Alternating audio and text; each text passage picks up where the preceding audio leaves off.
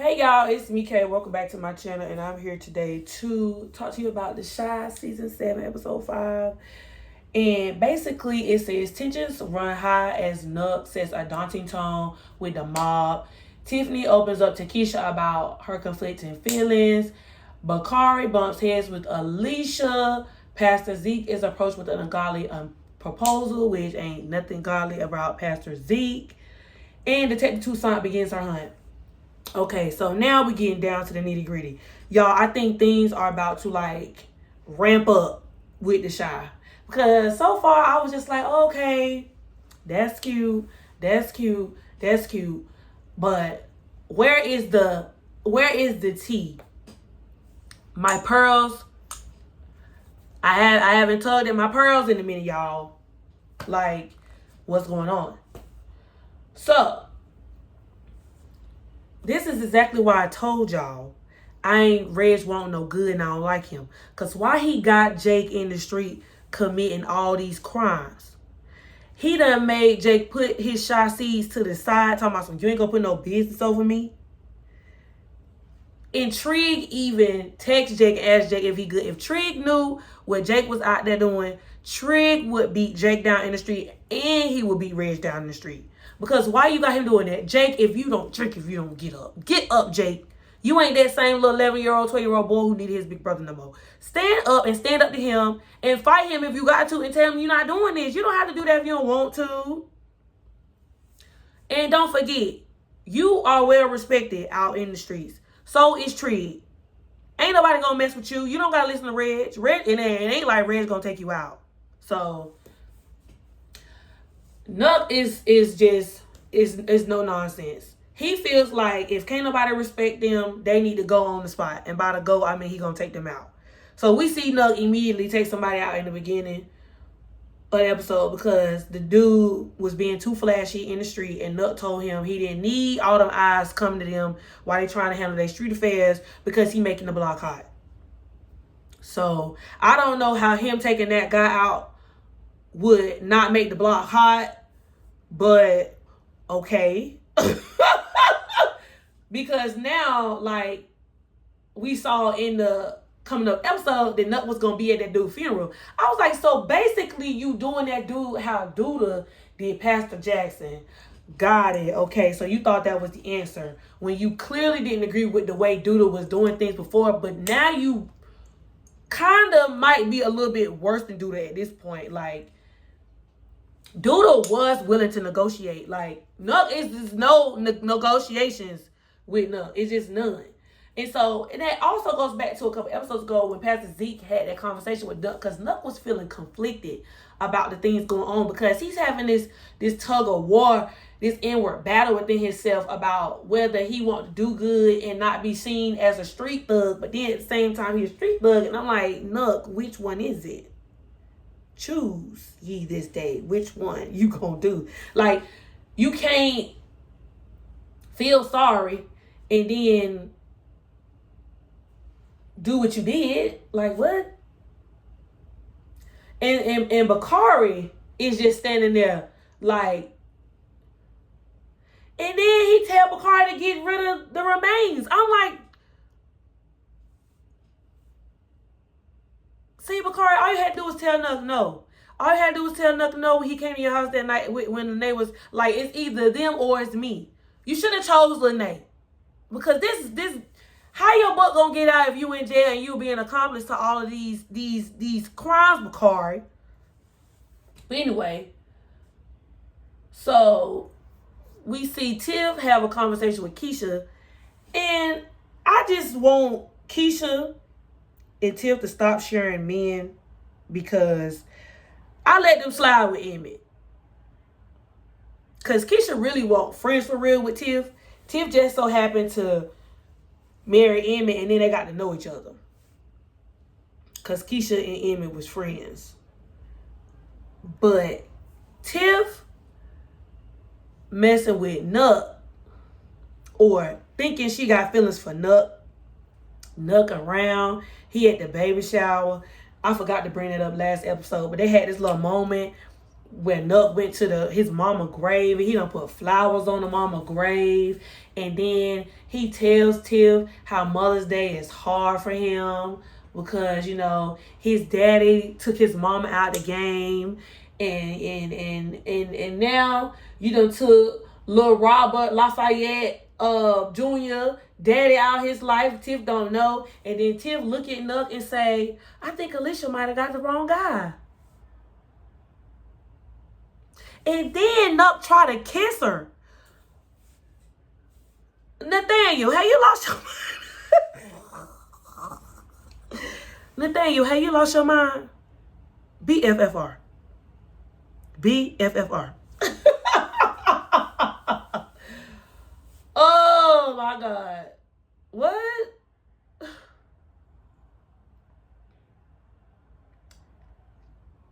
So this was the episode where everybody was on the boat. These people in Chicago, for them to be in the hood, they got money. Because who got money? Y'all out there on Lake Michigan with y'all boats and whatnot. Out there cruising, listening to music and shipping champagne. Your finest champagne and your finest merlot. Y'all out there on the water. Having a good old time. You got the church boat, the church out there, they fellowshipping on the boat. Pastor Charles, all of that you got going on, you need to cease it. and what's Jason's mama name? Lord have mercy. What's Jason's mama? Is it Trish? Tish? What's Jason's mama name? Tracy. Tracy, you girl, slow down, mamas. That's too fast. Girl, just where's the water at? Girl, calm down, calm down, calm down, calm down. You was on this boat to fellowship and mix and mingle, not be too hot to trot, girl. Stop it. That is supposed to be the man of the Lord. He need to stop. Him too, Charles. Cool your jets. Anyway. So they all on the boat and whatnot, and Jada pick up on it. That's why I like Emmett Mama. Emmett Mama always told it like it was. She ain't play. She ain't never pull no punches. Jada, you my girl. Shout out to you, Jada. Emmett and Damien is on the other boat with Darnell, cause Darnell is cheap. He is frugal friend, and he said that boat ain't leaving that dock cause he don't like to pay for gas. He said he don't like to pay for gas, and he just gonna do what he gotta do. So who else had a boat? Oh, Alicia had a boat. So Alicia had a boat because, you know, Alicia is this high society woman in the Chicago streets and whatnot. And so the judge and the professor is on her boat. Bakari is on her boat. And then one of these ladies is on her boat who got a publishing company. So she introduces Bakari to the lady. And so Bakari go off with the lady. And the lady start asking Bakari some questions about his life, his book or whatever. And she's a lady of another persuasion. And so Bakari already feels uncomfortable, and the lady is listening to Bakari talk, and the lady is just so intrigued and was like, "Oh, this will make a great movie." She just going on and on thinking about how ways she can make money off Bakari, and Bakari is like, "Lady, this ain't no movie. This is my real life." And I'm like, yeah, Bakari finna miss all this. If he had a chance to be if America's bestseller or New York Times bestseller, he want to be an author and whatnot. He want to write a book and be an author and whatnot. He about to blow this whole thing with this lady. And so basically, Bakari goes back to Alicia and has a conversation with Alicia about how he don't trust that lady, and he want to say he want to publish a book on his own. And so him and Alicia don't see eye to eye. And I think Alicia say something along the lines of she owe him his life, or what he gonna do for her, or something along them lines, because at this point, Alicia is on her way to being a female doula. And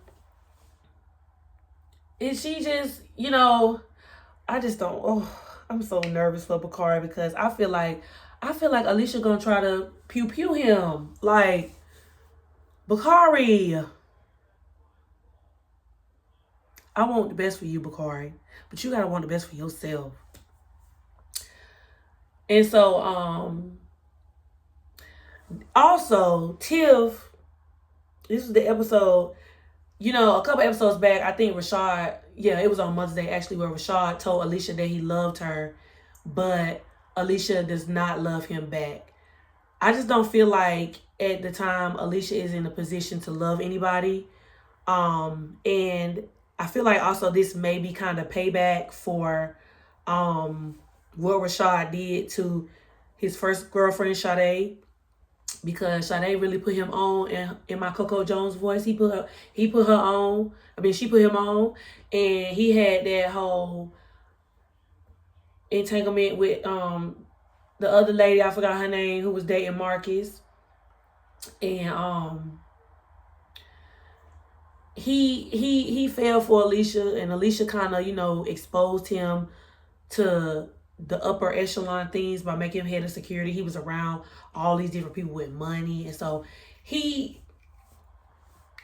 loved her. And I just think, after the whole thing with losing Q, I think, and that's another thing I think people don't realize about Alicia, like, people don't realize that Q was her brother. She said her and Q was close. Of course, we saw Otis take Q out.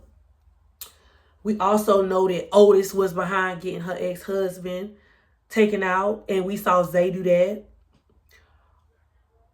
I wonder if she knew Zay did that. Now I think about it. Oh my God. I wonder if she knew that. She wouldn't have known that though. But Nuck probably knew that. But then again, I think Duda had put Nuck on ice at the time. See, that's why I say all this gets messy. Because Zay definitely was approached by Alicia to be one of his soldiers, as Alicia called it, one of his soldiers. But we did see Zay take out Rob Daddy. And she still very much loved Rob Daddy. She still had feelings for him. She wanted that man to come home. And then we saw her lose Rob. So Alicia has just experienced a lot of loss within a few months time frame. And then the loss of her ex-husband and Rob was 1 week apart, I think. 1 to 2 weeks apart.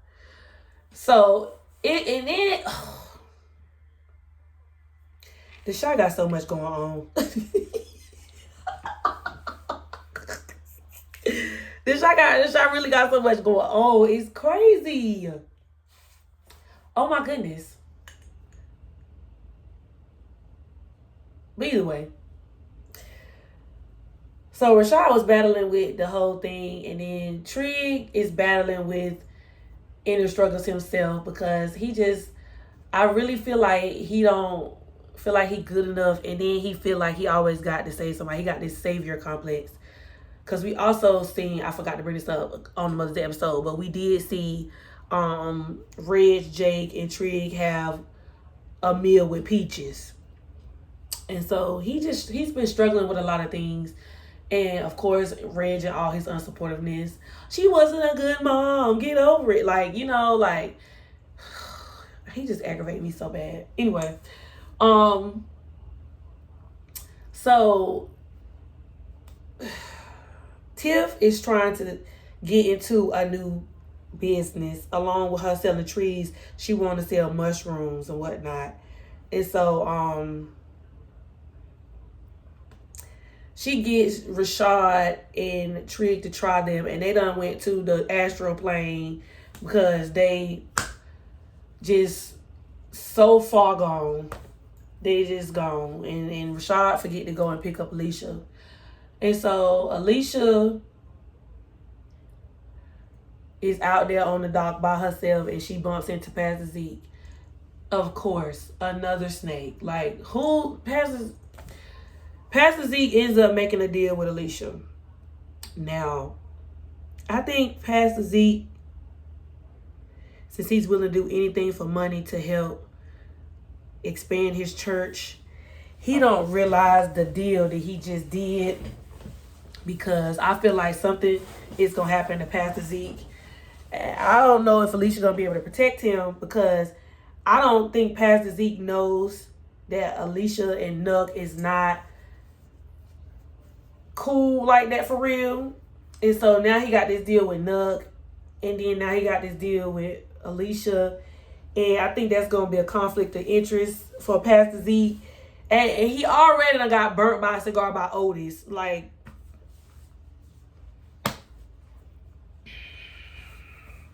Pastor Zeke, you just supposed to just teach people about the word of the Lord, and that's it.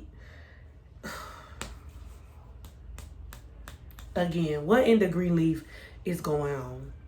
And it's funny I keep saying that, because Alicia definitely played the pastor's wife in Greenleaf.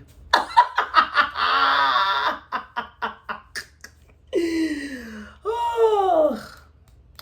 Y'all, Detective Toussaint is back. Detective Toussaint is back. We ain't seen Detective Toussaint since the end of season 2, I believe.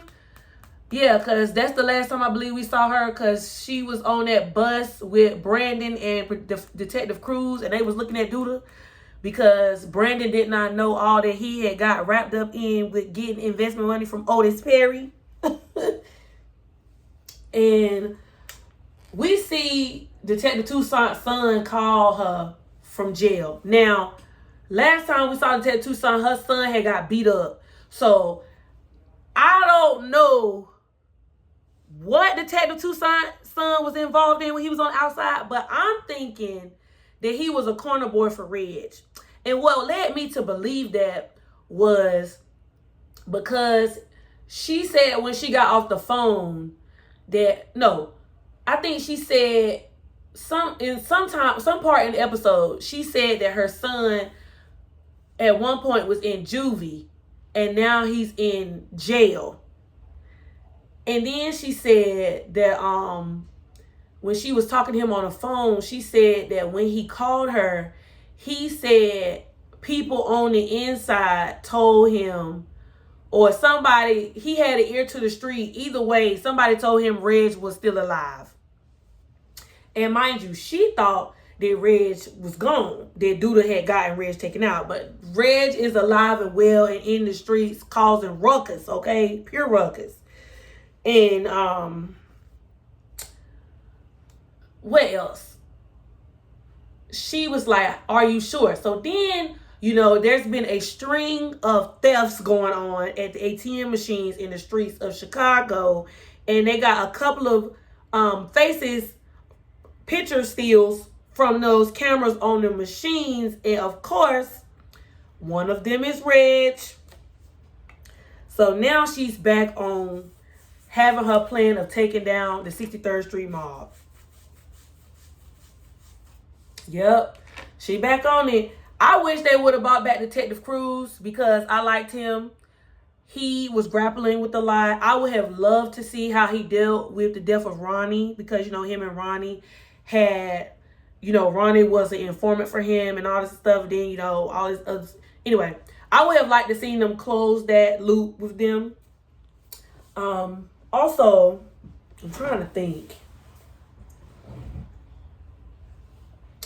With Detective Toussaint coming back, I wonder if Mike is going to come back, because I know Big Mike was another person who was in the mob, but he was under Reg. So I wonder if Reg is going to find Mike and he going to ask Mike for help to take back the mob. I don't know. It's just a whole lot of moving pieces. And then, also, you know, it was the whole thing that went down with Miss Ethel. Remember, somebody from the mob, or they had hired some people, somebody in the mob hired some people to beat up Ronnie grandma. So it was a whole lot of pieces moving. And it seemed like that storyline had got dropped off, you know, by the end of the season 2. You know, especially when Brandon wasn't on the show no more. And so we didn't hear much from, you know, Detective Toussaint. But now, she back in action. So I'm happy to see, I'm eager to see what's going to happen next. I just hope that Jake don't get caught up in this mess. I hope that that Jake don't have to do time and that he be free. But I think from what I saw in the trailer, she gonna catch Bakari. And it's gonna be a whole lot. I just, oh my God. Bakari, please. But yeah, y'all. I think that's all I got for episode 5. If I miss anything, make sure you drop a comment down below. And I'll be back with more videos. Deuces.